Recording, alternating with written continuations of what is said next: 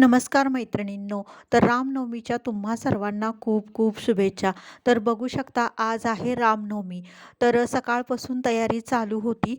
तर मंदिर वगैरे स्वच्छ पुसून घेतलं, कारण मंदिरात थोडं काम चालू होतं, त्यामुळं धूळ बरीच पडली होती.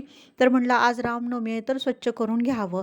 आणि बघू शकता छान अशी काल फुलं आणली होती आणि त्याच्यानंतर त्याच्यापासून खूप छान असे हार तयार केले. आणि आपण तर दर सणाला नवीन नवीन छान कपडे घालतो.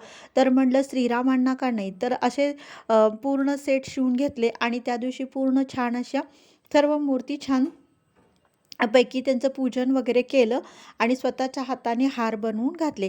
त्याच्यानंतर सर्वजणी आल्या होत्या, म्हणजे 11 वाजता सगळ्याजणी आल्या होत्या. मग त्यांनी रामरक्षा आणि स्तोत्र वगैरे बाकीचे रामाची श्रीरामांची सर्व गाणी असे त्या अगदी तल्लीन होऊन त्यांचं म्हणजे स्तोत्र म्हणणं किंवा गायन चालू होतं. आणि आज बघू शकता योगायोग म्हणजे काय, आज आहे गुरुवार आणि महाराजांची पण आज संध्याकाळी आरती आहे. त्यामुळे महाराजांचंही छान तिथलं पूजन वगैरे केलं. महाराजांनी छान अशी शाल घातलेली आहे आणि त्याच्यानंतर नामस्मरण सर्वजणींचं चालू होतं.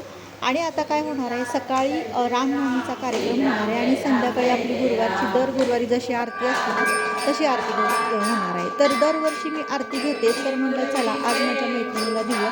आणि तिला मग आरतीचा मान दिला. म्हणलं तू घे, तू छान साडी नेसलेली आहे तर तू आज आरती कर. तिलाही खूप बरं वाटलं.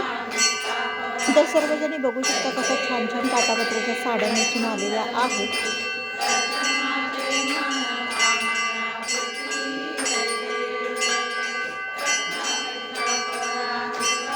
तर अशा पद्धतीने रामनवमीचा कार्यक्रम साजरा झाला. चला मैत्रिणींनो, भेटूया नेक्स्ट व्हिडिओ.